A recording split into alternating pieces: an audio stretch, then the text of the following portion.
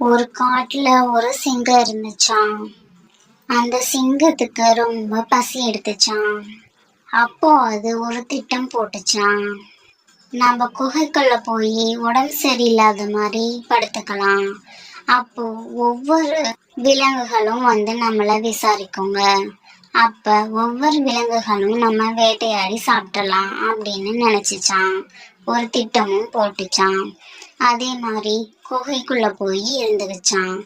அங்க வந்த ஒவ்வொரு விலங்குகளும் சிங்கம் சிங்கம் சிங்கராஜாவே, என்ன ஆளையே காணோம், உங்களுக்கு என்னாச்சு அப்படின்னு கேட்டுச்சான்.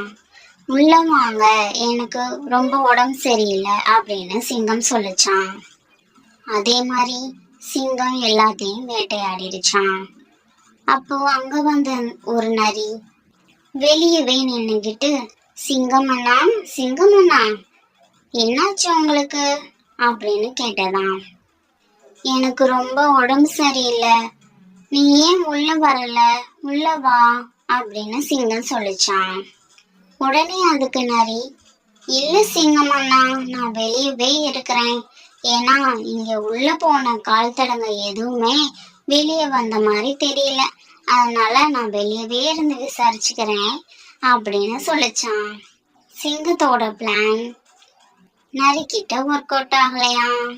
நரி புத்திசாலித்தனமா யோசிச்சு அது தன்னை காப்பாத்திக்கிச்சான். எப்போதும் எல்லா சிச்சுவேஷன்லயும் நம்ம அலர்ட்டா இருக்கணும். தேங்க்யூ.